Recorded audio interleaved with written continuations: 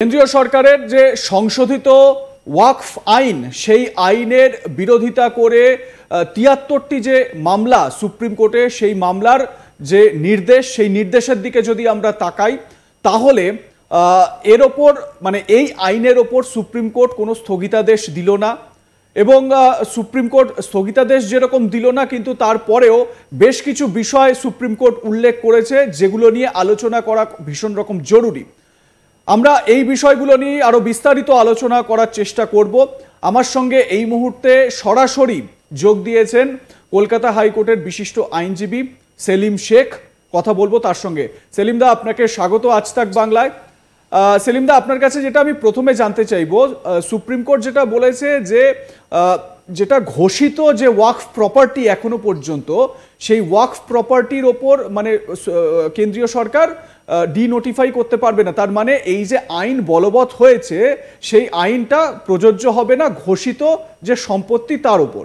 তো এই জায়গাতেই একটা কোথাও না কোথাও মানুষকে মানে একদম সাধারণ মানুষ যারা এই রায়ের দিকে তাকিয়েছিলেন বা নির্দেশের দিকে তাকিয়েছিলেন, পুরো আপনি এই নির্দেশটাকে কিভাবে দেখছেন, বিস্তারিত ব্যাখ্যা আপনার কাছ থেকে জানতে চাইবো।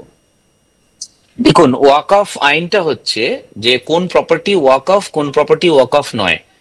যেহেতু ওয়াকফ কনসেপ্ট বহু বছর ধরে কয়েকশো বছর ধরে চলে আসছে, তো ওয়াকফ এতদিন ধরে নেওয়া হতো ওয়াকফ বোর্ডের কাছে যে লিস্ট আছে যে এই প্রপার্টি ওয়াকফ। আর ওয়াকফের কনসেপ্ট হচ্ছে ওয়ান্স ওয়াকফ অলওয়েজ ওয়াকফ, মানে আমি ওয়াকফকে যদি প্রপার্টি দিই আমি আর কোনোদিন ওই প্রপার্টি আমার পার্সোনাল কাজে আমি ফেরত নিয়ে নিতে পারবো না।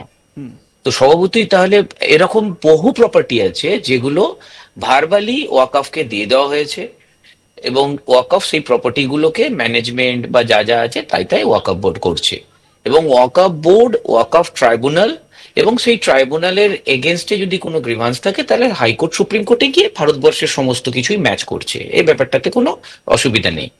এবার এই যে লিস্ট অফ প্রপার্টিজ মানে ওয়াকফ বোর্ডের কাছে রয়েছে মানে ধরে নেওয়া হবে এই প্রপার্টিটা ওয়াকফের, নট নেসেসারি যে ওই প্রপার্টি ওয়াকফ বোর্ডের কাছে কিভাবে আসলো তার রিটেন ডকুমেন্ট থাকবে। এবং যদি দেখা যায় ওয়াকফ বোর্ডের কাছে যেহেতু অটোনমাস বডি এবং স্ট্যাটিউটারি বডি, যে 50 বছর ধরে 20 বছর ধরে বা 100 বছর ধরে ওয়াকফ বোর্ডের কাছে ফর সে একটা স্পেসিফিক প্রিমাইসেস এটা ওয়াকফ বোর্ডের রেকর্ডে রয়েছে, সো ওটা ওয়াকফ প্রপার্টি হিসেবেই ধরে নেওয়া হবে। তো এই যে অর্ডারটা আমি পড়লাম, মানে এবার যে লটা আসলো, লটা এসে ওয়াকফ বোর্ডের মেম্বার কি হবে না হবে যখন আপনি যদি প্রশ্ন করেন আমি ডিটেলে যাব, এইটুকুর আমি আনসারটা দিই। সেখানে প্রথম পিটিশন এসএলপি ফাইল হলো সুপ্রিম কোর্টে, বিকজ আমরা সবাই জানি কনস্টিটিউশনের হাইয়েস্ট রক্ষাকর্তা হচ্ছে সুপ্রিম কোর্ট। কারণ দেশের পার্লামেন্ট, রাজ্যসভা এবং লোকসভা কোনো যদি ল পাস করে, সেই যেটাই পাস করবে বিলটা যখন ল হলো, আর কেউ কোনো স্টেট গভর্নমেন্ট, ইভেন সব স্টেট গভর্নমেন্ট মিললেও ইন্টারফেয়ার করতে পারবে না, কোনো কোর্টও ইন্টারফেয়ার করতে পারবে না। বাট যেহেতু সুপ্রিম কোর্ট হাইয়েস্ট রক্ষাকর্তা অফ কনস্টিটিউশন, সুপ্রিম কোর্ট যদি মনে করে যে এই আইনটা কনস্টিটিউশনকে ভায়োলেশন করছে, একদম অনলি দেন, এরকম নয় যে সুপ্রিম কোর্টের বিশাল ক্ষমতা আছে বলে সুপ্রিম কোর্ট সরকারের যে কোনো আইনে নাক গলাতে পারবে। যদি দেখা যায় সেই আইনটা সংবিধানকে লঙ্ঘন করছে, তখন সুপ্রিম কোর্টের হাতে ক্ষমতা দেওয়া হয়েছে যে সুপ্রিম কোর্ট ওই আইনটাকে বাদ দিতে পারে।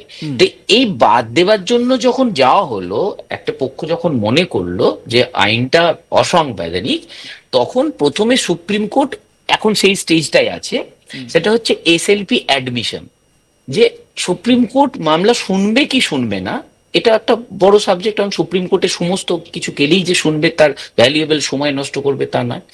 তো এই অ্যাডমিশনের স্টেজটাতে যদি দেখা যায় সুপ্রিম কোর্ট অ্যাডমিট করছে কেসটা, তারপর ফাইনাল হিয়ারিং হবে যে আইনটাকে বাতিল করবে কি করবে না। এই স্টেজটাতে যে পক্ষ গেছে সেই পক্ষ বলল তুমি তো শুনবে মামলাটা, অ্যাডমিট করছে সুপ্রিম কোর্ট, এই অ্যাডমিশন স্টেজে বলছে তুমি হয়তো ভবিষ্যতে এমনও হতে পারে আইনটাকে বাদ দিয়ে দেবে, তোমার সে ক্ষমতা রয়েছে। কিন্তু এর মধ্যে গভর্নমেন্ট যদি ইমপ্লিমেন্ট করে দেয়, গভর্নমেন্ট যদি অ্যাকশনে নেমে যায়, তাহলে তুমি যখন বাদ দেবে তার মধ্যে তোমার অর্ডারটা তো ইনফ্যাকচুয়াস হয়ে যাবে, অতএব তুমি স্টে দাও।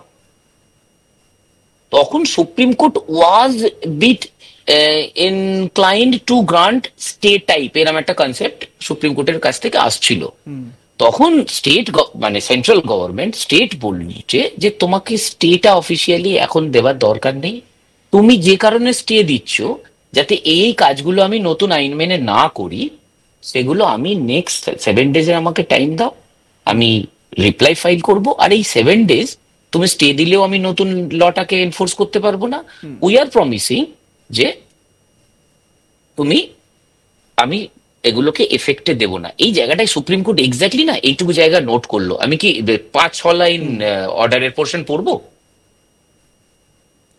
আচ্ছা, ঠিক এই জায়গাতেই আমি সেলিমদা একটা প্রশ্ন আপনার কাছে, সেটা হচ্ছে গিয়ে এই যে এই যে মামলাগুলো করা হয়েছিল, এতগুলো পিটিশন দাখিল করা হয়েছিল, একটা বিষয় হচ্ছে গিয়ে যে সেটা হচ্ছে গিয়ে মানে এইটা নিয়ে আলোচনা হচ্ছিল যে এই পুরো আইনটাই যে সংশোধিত আইনটা, এটা কি পুরোপুরি বাতিল করে দেওয়ার কোনো রকম সম্ভাবনা কি রয়েছে? মানে যেহেতু আপনি যেরকম বললেন যে কোনো মামলা বা কোনো আইন নিয়ে যদি সুপ্রিম কোর্ট এটা বুঝতে পারে যে এটার একটা সাংবিধানিক কিছু একটা পরিস্থিতি তৈরি হতে পারে, সাংবিধানিক কোনো সংকট তৈরি হলেও হতে পারে, তো সেক্ষেত্রে এই ধরনের মামলা সুপ্রিম কোর্ট নিতেই পারে। কিন্তু আমার এবারে প্রশ্ন, যেটা সবাই বিশেষত এই বিষয়টা নিয়ে খুব আলোচনা, আপনি জানেন পশ্চিমবঙ্গের মুখ্যমন্ত্রী তিনি বলেছেন এই আইনকে আমরা রাজ্যে লাগু হতে দেব না, এরকম বিরোধী বিভিন্ন রাজ্যও কিন্তু একই রকম মত পোষণ করছে। আমার বক্তব্য হচ্ছে এই আইনটা, যে আইনটা পাশ হয়ে গিয়েছে, সুপ্রিম কোর্ট কি এই আইনটাকে পুরোপুরি বাতিল করে দিতে পারে? এই বিষয়টা একটু স্পেসিফিকভাবে বোঝাবেন। বাতিল করে দিতে পারে মানে একটা উত্তর তো দিয়ে দিয়েছি যে বাতিল করার ক্ষমতা আছে কিনা।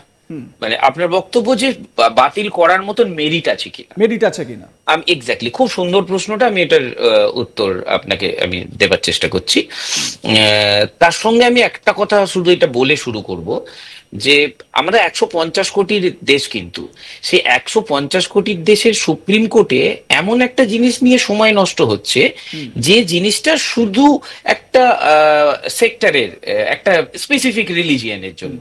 আমার মনে হয় আমাদের অনেক বেশি ইস্যু আছে। এবার আপনার প্রশ্নটাই চলে আসি, সেটা হচ্ছে আমাদের সংবিধান প্রত্যেকটা ইন্ডিভিজুয়ালকে হিউম্যান রাইটস প্রোভাইড করে, যে প্রত্যেকটা ইন্ডিভিজুয়ালের একটা হিউম্যান রাইটস আছে, এবং প্রত্যেকটা ইন্ডিভিজুয়াল সমষ্টিগতভাবে যখন কোনো একটা আইডিওলজিতে বিলিভ রাখে, হিন্দুইজম, ইসলামিজম, খ্রিস্টানিজম অর এথিস্ট, বলছে তাদের সেই জয়েন্টলি অর সেভারেলি তাদের যে থিঙ্কিংটা সেটাকেও রেসপেক্ট করতে হবে। That is part of human rights. এবং সংবিধান আমাদের বলছে যে যে কোনো ধর্মের তাদের